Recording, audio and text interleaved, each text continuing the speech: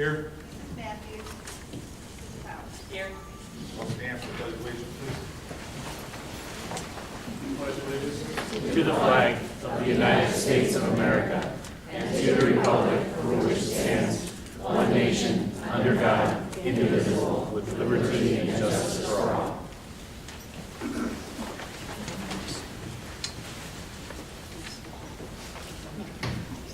As we move to item 3, comments from the audience, again, I will stress any people who come up to speak, please do not direct specific names to board members and employees of the district. Do we have any comments from the audience? Want to state your name and where you live? My name is Sarah Harper, and I live in Monroe. I have 2 children at Riverview, and I am here concerning the reduction in the library assistant at the elementary school level. If you've been reading your emails, you've probably seen my name fly across your computers. I'm very concerned. I do a lot of the reading programs at Riverview, and I'm terrified of some of the things that we do that could get cut that the library assistant handles. She runs all the reading clubs. She runs noontime readers to expose kids to new book titles. She helps run the summer reading program, 4th grade library helpers program, does a multicultural fair, does a science fair, provides teacher support for reading materials. She reviews, purchases, and puts into circulation hundreds of books. Our PTA dedicated this year $6,700 in funding for new books for our library and for our school. We have, in the past 3 years, probably spent $20,000 upgrading the library, doing all kinds of things to attract reading. The library assistant has done assorted programs. We've had programs on different books. We've had a vernacular traveling show.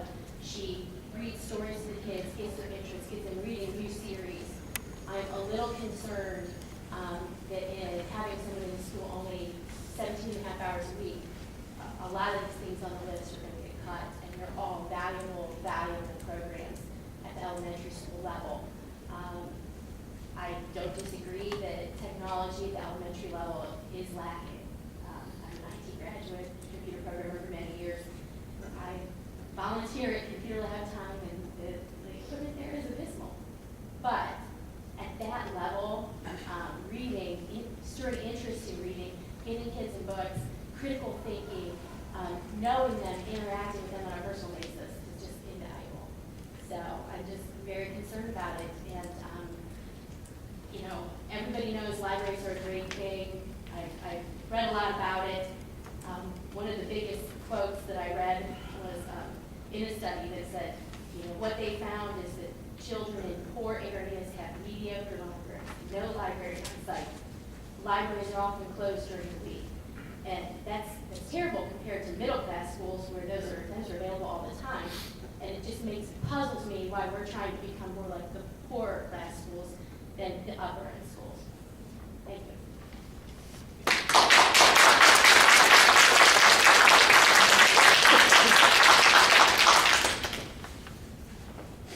Anyone else? Please. Hi, my name is Diane Young, and I live in Riverview. And I am a former library assistant as well as a former 4th grade teacher and Stow assistant. And I proudly say that because it's been an excellent school system. And I'm very concerned about the cuts with the library aides. I have used them in the past to do my research projects for my famous Ohioans and famous Americans. They have helped me innumerable times with finding books I would go in at the top to have you researching and help me pull books off the shelf. Even as a library assistant, former library assistant, I didn't always have the time to go and do that. So they are invaluable to the teachers in our excellent school system. I was told that you probably wouldn't listen to me, and I said that these are highly educated people. They will do the best thing for the school system, and to keep it as an excellent school system, they will probably do what they need to do that is best for us, which is to keep our library assistants. They are, I can go over what she said, but as a former teacher, I just know how important it is for us. We've lost our librarians, our elementary librarians, and they were wonderful for us. And to lose our library assistants is like the backbone of a school system. We can't do that. That just is irreversible damage to the students in this district. Thank you for listening.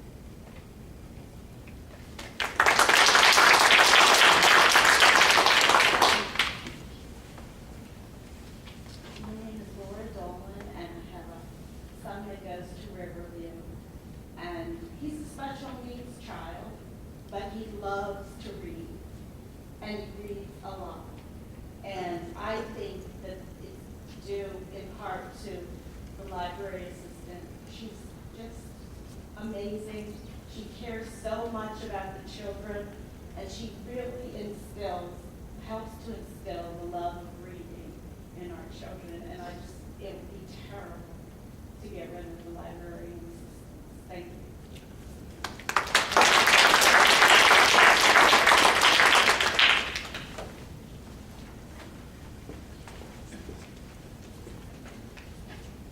Hi, my name is Catherine Hughes. I'm a parent of 2 kids that attend the school district. One's in 8th grade, one's in 4th grade.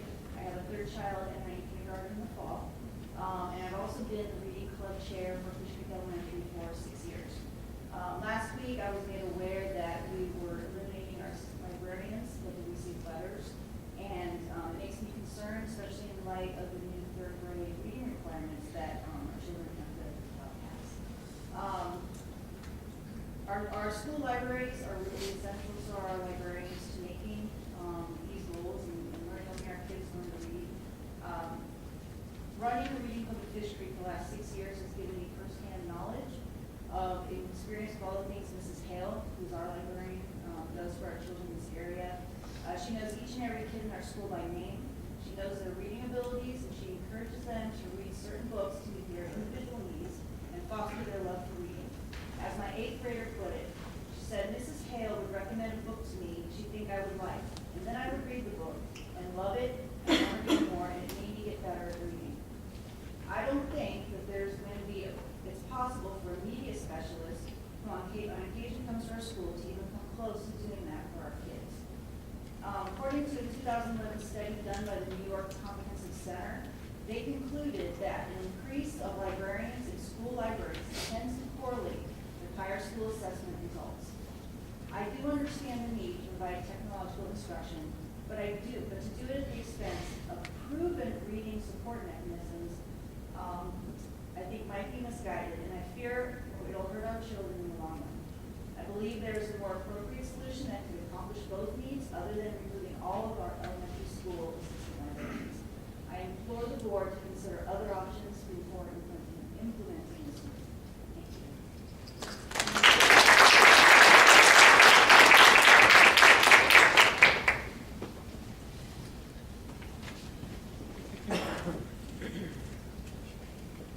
Hi there, my name is Marty Rosak. This is my first board meeting in a little bit early. Sorry. I am the mother of a 1st grader at Fish Creek, and I am also here today the director of the Ohio Literacy Resource Center at Kent State University. We work with adult and family literacy programs in Ohio and across the country. I have tons and tons of statistics about early literacy, access to print media, access to libraries that I'm not going to go through, but I echo what my colleagues have said about the importance of library assistance and access to them during the day.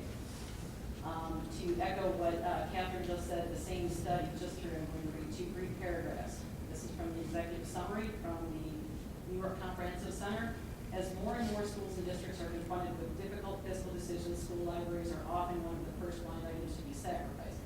However, extensive research shows that the schools have relied on their libraries to support student growth, specifically in the areas of literacy, information literacy, technological skills, and access to resources and equipment, has seen increased motivation, higher assessment scores, and ultimately higher graduation rates. The key takeaway and consideration from this report is school libraries and their librarians have been easy targets during budget cuts. School districts often seek to protect the sanctity of the classroom when deciding how to reduce costs, but first to cut traditionally non-instructional areas, and then to cut areas of instructional support they believe can be provided in alternative ways. Please reconsider this decision. very important to our students and to our district.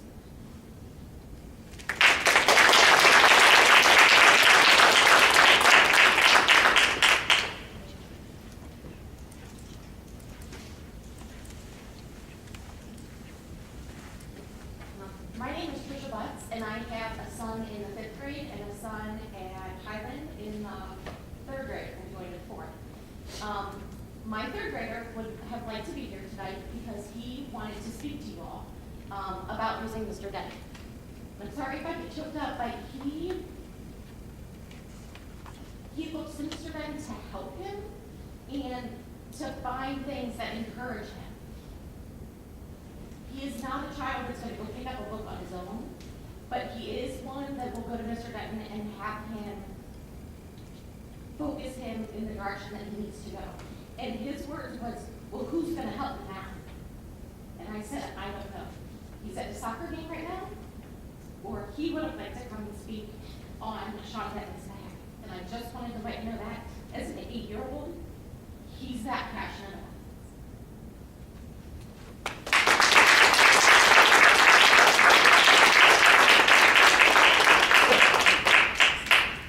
Anybody else?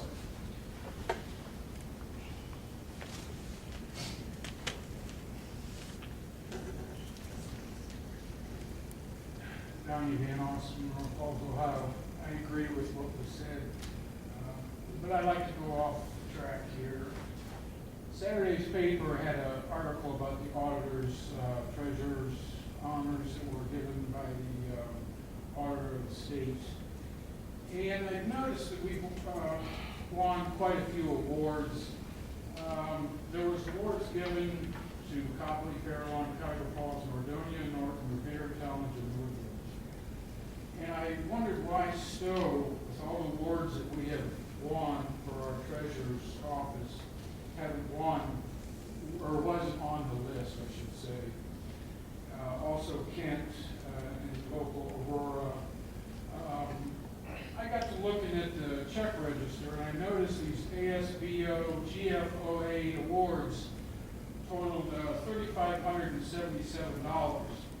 These are awards that were paid for by the taxpayers. Am I correct? Pardon me? No, the awards are not paid for The by awards are on the check register, and they say awards membership paid for. to those organizations are paid You for. join the club and you pay for the award, right? It's like buying, You pay for the membership. and then you pay for the award, right? No, the award is submitted and it's reviewed by colleagues. You join In the those club and you pay for organizations. the award. No, we do not pay Then why, for the if award. we're such a good, you know, we have the best treasurer, 6 people working under you, why are we on this list? Our audit is not public yet, and until it's public, This is 2013. I already received that award there. Or that audit is not public yet. Fiscal year 2013 is not Are public. we behind? We don't audit ourselves. The state does. Okay, then why didn't we make the list? It's not complete Then what yet. are these GFAO and ASBO awards? They're just a group. I did research on these 2 companies. And I could join the company, pay them the $1,500, and I could get an award myself. It's like buying a certificate off the back of a match pack. I'm serious. That's not, pushing the envelope a little bit, Don. All right, your point's well taken. Research it. Research. Okay, your point's well taken. You know, so one suggestion, I'm fine with you speaking your mind, it's perfectly fine, but you probably would have got a better result answer if you would have approached her earlier in the week and asked, or at least have her research that question. And you could have brought it up again here again tonight and got an answer from her. That's all I'm saying. You're not gonna get it, you're not gonna. I have talked with her on the phone, I have talked with her at meetings, I'm talking about this specific thing, Don. Okay, that's what I'm saying. okay. So you'll get a better result if you go up the chain of ladder. If you don't get the answer you like, then come What's to us. wrong with doing it here? This is a comment, I know, question, and answer session. but you're not gonna get the detailed answer you want, and you catching anyone's up the line. So she answered you best she could right now. If you want more, you can follow up with her next week. Tomorrow. Tomorrow. Call her tomorrow. Maybe some of these people want to know the answer. What am I supposed to do? Call her on the phone and she's gonna tell me? Don, follow up with her, get your answer, come back next board meeting. Yeah, I and know, follow up. same old, same old. Donnie, I will, and I have an extra copy here, have a copy of the comprehensive annual financial report. That's what's reviewed, and that's whether or not an award is issued. And it's But not it says actually- on the check register, ASBO award certificate, $1,500. It says on the check register. Okay, let her look at that. Call her tomorrow. Let her look at it, get your answer. If you want the rest of the people know, come back next meeting, come up and give your answer. That's the best we can do tonight. Sorry. She knows the answer, okay? Anybody else? Yeah, I wish you would. First of all, I appreciate all the comments regarding our library reorganization, and I recognize the passion. And I will tell you, when you're the superintendent and you make a decision and it impacts individual people, it doesn't feel real good. I'll be honest with you. So I always swallow hard, and I don't like when that happens. However, we have been looking at this for several years here in terms of how we deliver our library and media instruction. And as we all know, the technology that we face these days has changed the world forever, and who knows where it's all going. And then in addition, when you look at the PARC tests, the kind of skills kids need, we just really have to take a hard look at how we're delivering our current services and see if we can try to enhance what we're doing. And that's what we're attempting to do, is to enhance our delivery. By no means are we eliminating reading or downplaying reading or anything anywhere near that. We are still extremely supportive and know the understanding and the importance of children reading. I, for one, was a dad who read to their kids every single night. Continue to promote and enhance that. We all know that reading is a fundamental building block for success in all the other disciplines. When I did Mr. Conley's evaluation, who was the transportation director, one of the things we talked about is what can you, the drivers, do to promote vocabulary and reading. I talked to Diane Simcoe, our food service director. What can you do? What things can kids be reading when they're going through the lunch lines? There's some evidence of that happening. So we will certainly review all of our programs and continue to support those that we believe are really enhancing kids' opportunity to read, summer reading programs, noontime readers. I've been a noontime reader at Riverview 2 or 3 occasions, so we certainly support that. With academic specialists being in 2 different elementary buildings, they'll be there half a week, 50% of the week. We are able to schedule kids their current 40-minute library time weekly while they are in the building. You'll see those licensed teachers teaching, also making books available, book searches, checkouts for kids. But also, we're really hoping that that technology piece will be enhanced. There also will be an opportunity where appropriate for team teaching with the regular ed teacher. So we see this as having great opportunities for the future for our kids. Notwithstanding, again, the gut wrench that sometimes these kind of changes entail. So we did put together a committee to look at this with a couple of building administrators at the K-4 level, our academic director, and a couple of media specialists that were involved in the project in terms of this determination. So I just want to respond to those comments. So thanks. Will this be on the agenda next meeting? That's That's, I have a question. Who was on the committee? obviously Russ. Yep. Karen Moore. Kelly Lancey, the high school librarian. David Ulrich, Echo Hills principal.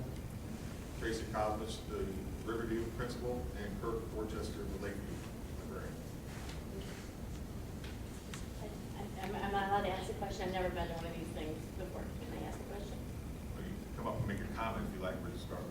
Oh, I just was curious if this was that committee's recommendation. Yes.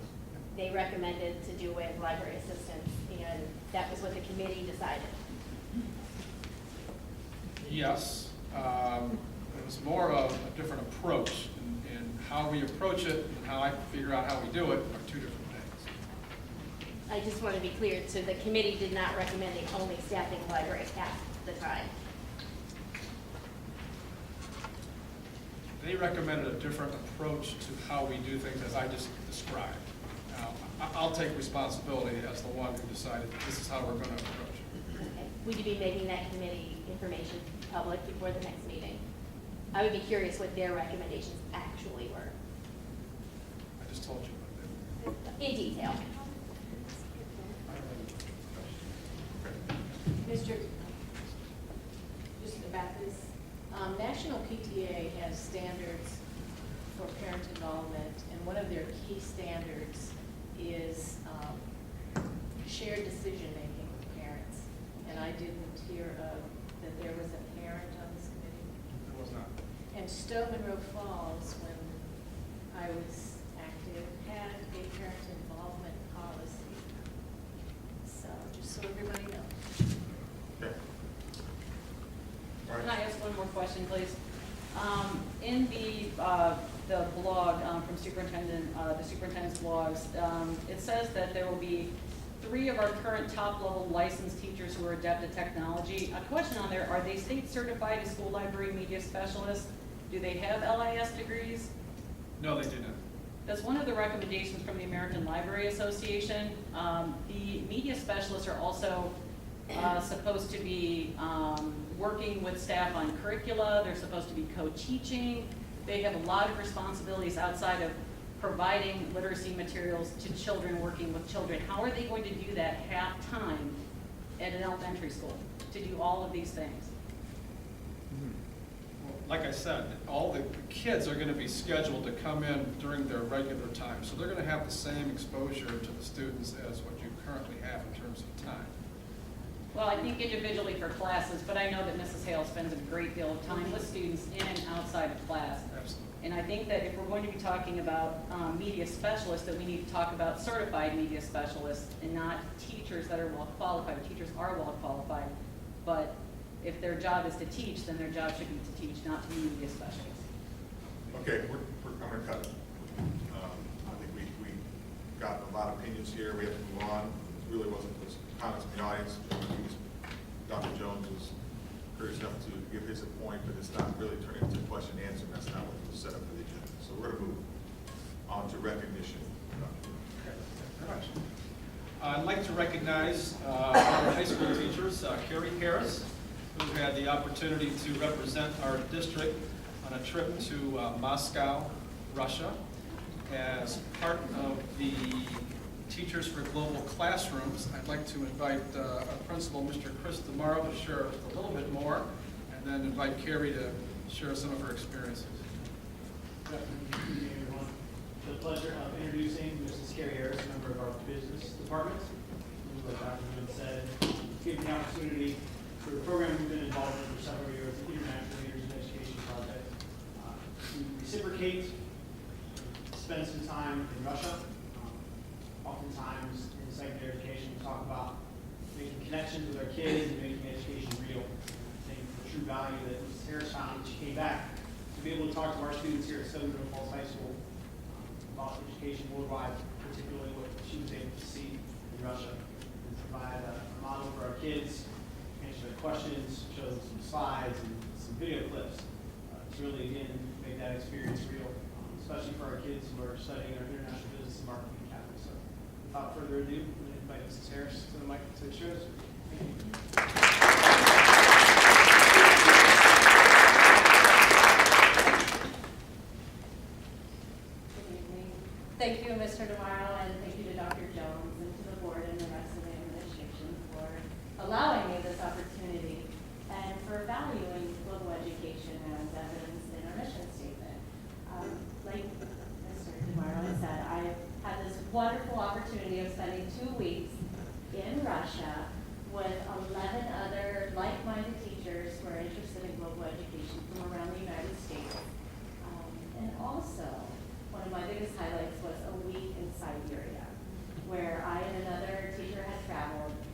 stayed at a host school, and it was really awesome to see what they thought of us being Americans and how valuable we were to them, but they changed my life as well. Teacher for Global Classrooms is a year-long commitment that I've now signed up for. It was a semester-long class that I took very rigorous course. Then I had my travel experience. I did a travel blog. I'm attending 2 global symposiums in Washington, D.C., hosted by U.S. Department of State and Cultural Affairs. And then lastly, there's a culminating project where it is a capstone project, where I'll put all kinds of resources and ideas together to share with my colleagues here at Stow Munroe Falls Schools, City Schools, about global education, places they can go, resources they can use, so that I can give back to the teachers. And it's been a life-changing experience for me, but also for my students. They prepared the materials that I took with me to share to the Russians. They prepared a PowerPoint of Stow's, our school system, things we do around Stow, even what Ohio is, and we were the voice of the United States to these students. They also created a video. They filmed the school, they took it to sporting events, they showed clips of different things, all of the awesome things that we do here at Stow City Schools, and the students were in awe. Some things going forward with the students, they've been asking lots of questions about what it's like to be a teenager in Russia, how can we collaborate going forward. We've been making YouTube videos back and forth with questions and answers. We now have pen pals, and we have a box filled with stuff that we're sending the high school newspaper for the English language learners. They are to read about our students here and to practice their English in Russia. And then lastly, I teach business, so I'd like to have some kind of collaboration in terms of business. Maybe next year, exchanging a product, where we'll each pick a product, send it over and exchange it, market it, and sell that. So that would be something interesting. So I have a lot of ideas, but it's really awesome what we're doing here in the International Business Institute. So thank you. That's Siberia. Siberia, I was very scared, but it is wonderful. I liked it a lot better than Moscow. I was more scared in Moscow after returning back to Moscow. Siberia was beautiful. It was a very large city out in the middle of nowhere, but it was actually warm. So thank you. I also heard there was a picture of you floating around holding up the century. Yes. Copy of the century. Was it In front of St. Basil's Cathedral, yes. Yeah, I said that to Jackie, so hopefully that's it. But thank you again for allowing me to go into this awesome experience. Thank you.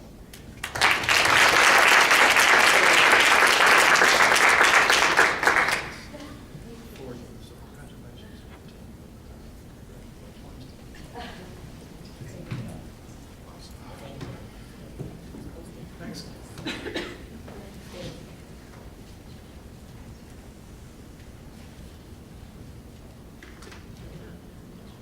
We also have another special presentation. Mary Lou McElroy is the principal at Woodland Elementary, and prior to that she was a teacher. One of the rewarding things about being a teacher that you don't know is happening all the time, sometimes you find out years later, if you did, make an impact on somebody's life.